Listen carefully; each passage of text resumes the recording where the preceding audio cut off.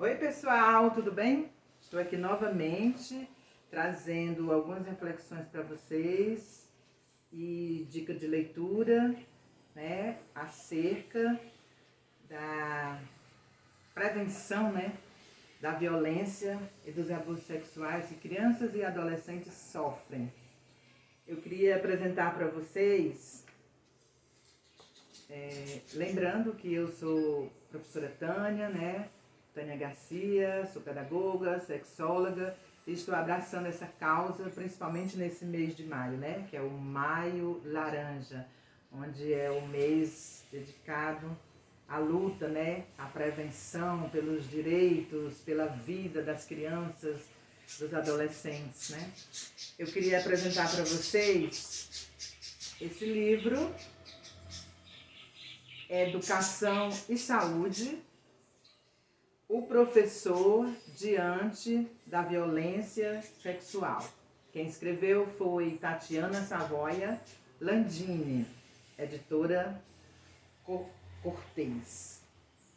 Aí eu queria apresentar aqui para vocês alguns dados importantes. Bem no início do livro, ela está abordando sobre toda essa origem, né, dessa problemática da violência, do abuso sexual.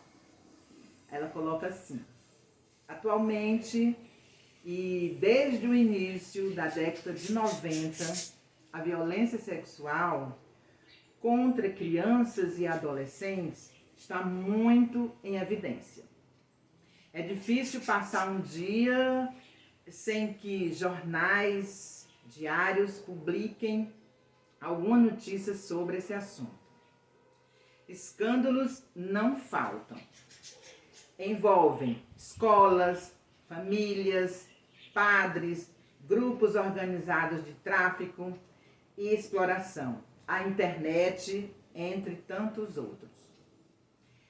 Essa forma de violência vem sendo discutida cada vez mais por profissionais da educação, da saúde e por toda aquela rede de pessoas, né, que estão abraçando essa causa de proteger as crianças e os adolescentes.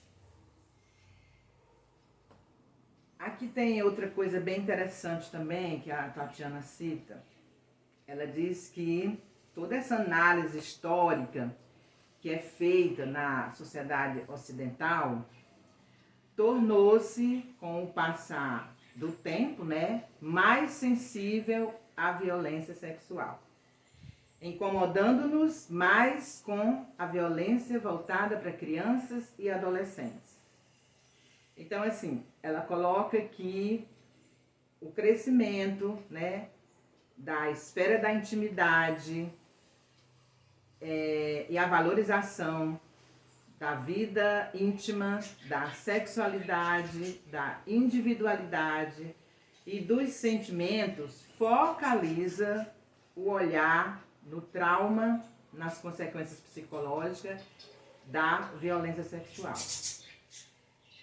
E aí ela coloca que o resultado desse crime não é mais imoralidade, mas a morte psíquica. Não é mais depravação, mas a quebra de identidade.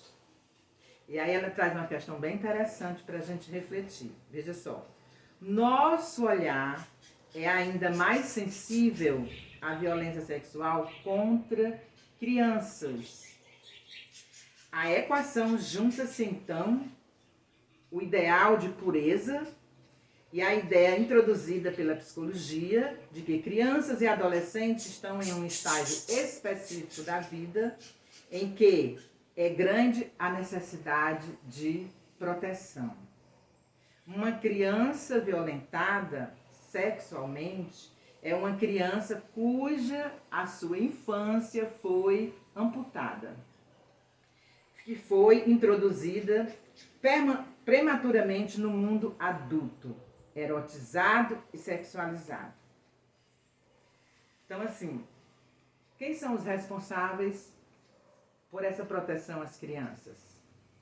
Nós adultos, nós educadores, pais, professores, poder público, né? Igrejas, instituições diversas que lidam com a criança.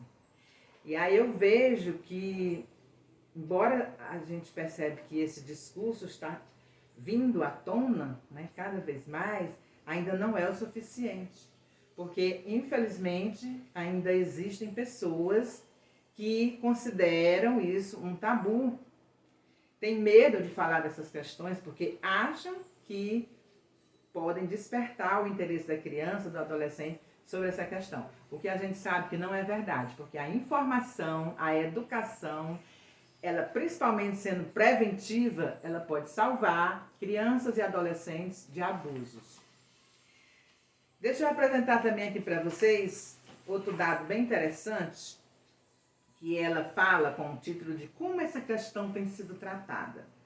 Bom, ela coloca assim: a violência sexual contra crianças e adolescentes compreende diversas modalidades, como prostituição, tráfico para fins sexuais interno e externo, abuso sexual, violência sexual doméstica, pornografia infantil, etc. Né?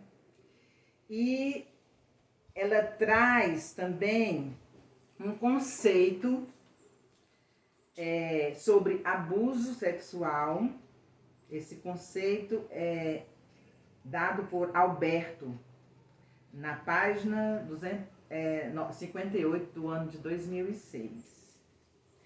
Ele diz assim: consideramos abuso sexual como qualquer experiência sexual, forçada ou não, que vai de formas passivas como a exibição de pornografia até a relação sexual, genital, anal ou oral, passando pelo recurso à criança para a produção de pornografia infantil, que pode, no presente imediato ou num futuro mais longínquo, provocar trauma e dificuldade de desenvolvimento da criança.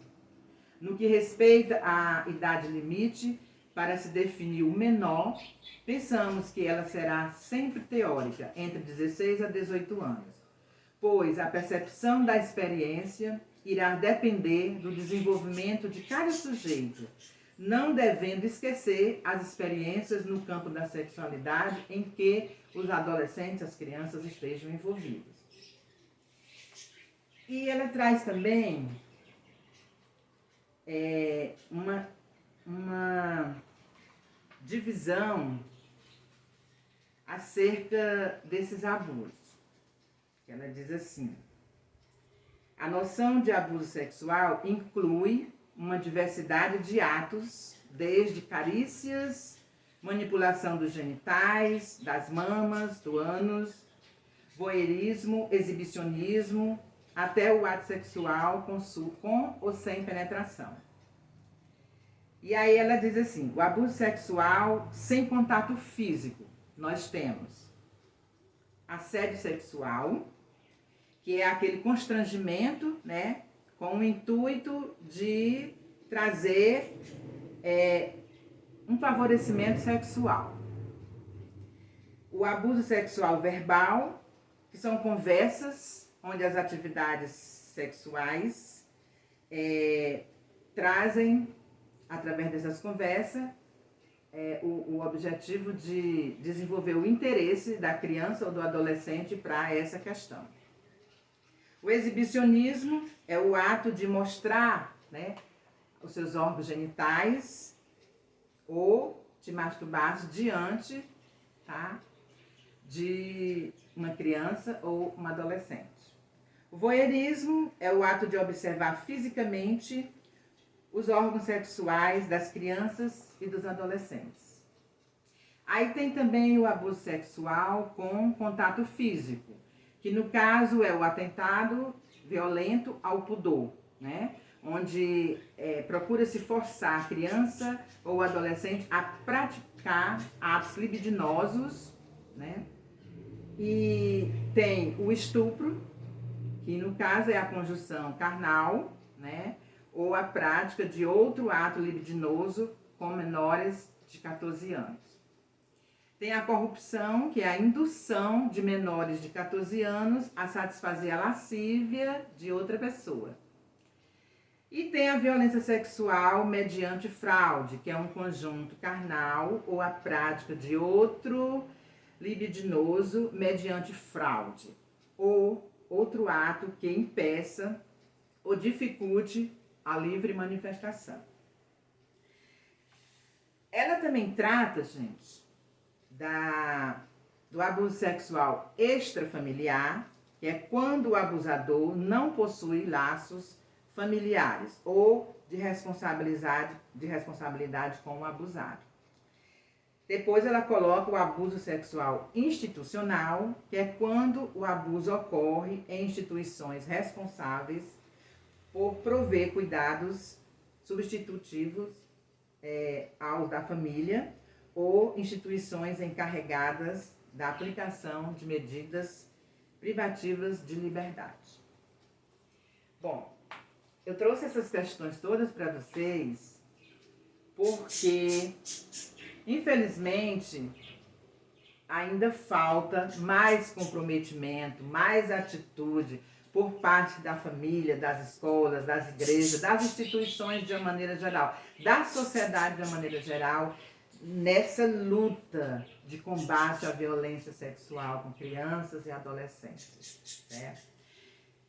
Deixa eu dizer para vocês, aqui na minha cidade, eu estou tentando, desde o final de abril até o presente momento, levar para a escola esse debate, essa conversa, né, essa discussão, para ver como é que a gente pode trabalhar junto com a criança, com o adolescente, de forma leve, né, de forma séria, responsável, respeitando a idade, né, e o contexto de cada criança, de cada escola, certo?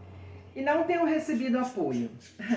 Vocês nem imaginam a justificativa. Vocês acreditam que tem uma escola aqui, onde eu tive o contato com uma profissional dessa escola, e seu superior, né, ou seja, o gestor, não achou apropriado essa discussão. Primeiro porque ele disse que está chegando recentemente na escola e agora está conquistando a comunidade. E também ele disse que na escola tem muitos pais evangélicos, muito tradicionais, e que possivelmente não iriam concordar em trazer essa questão para ser discutida, né, dialogada com a escola. E também colocou que essa escola recebeu recentemente uma denúncia de assédio sexual com criança de uma pessoa terceirizada, ou seja, a pessoa não é um funcionário público, né? Ela é terceirizada, vem fazer determinadas atividades em prol daquela escola. Vejam só, vocês não acham que isso é motivo suficiente para que essa escola receba pessoas, profissionais que estão interessados em trazer essa formação, gente, né? Porque os professores precisam dar uma parada nas suas atividades e discutir essa questão da educação em sexualidade na escola. Porque quando a gente fala em educação em sexualidade na escola, a gente não está falando de ensinar sexo para as crianças, para jovens, para adolescentes, não, minha gente. A sexualidade é como uma pizza, a questão do sexo é só uma fatiazinha, certo? A gente tem o compromisso com a formação, o desenvolvimento dessa criança de forma saudável, certo? E nada como a escola, os pais, né, ensinar essas crianças a se defenderem, a protegerem o seu corpo, certo?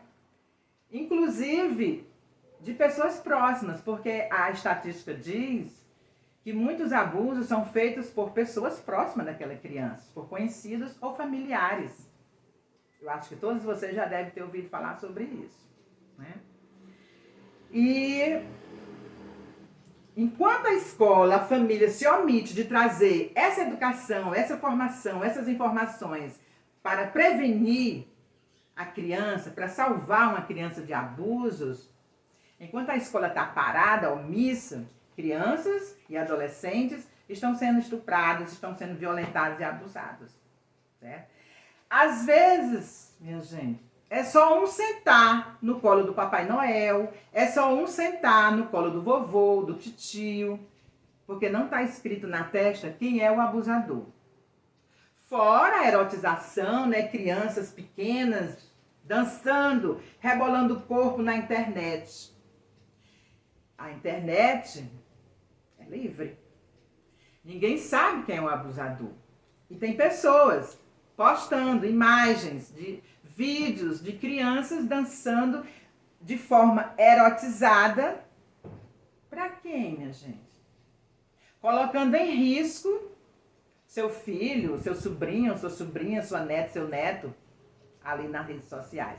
Porque ninguém sabe quem está ali, né? E nós sabemos que muitas pessoas são envolvidas em atos assim criminosos na internet. Sabe? E não foi, eu sei que essa dificuldade que a escola tem em dialogar essa questão não é só aqui na minha cidade, não. Eu acredito que seja no mundo inteiro. Mas vamos falar de Brasil, né? De Nordeste, de Ceará, de Fortaleza. Porque é aqui que eu estou.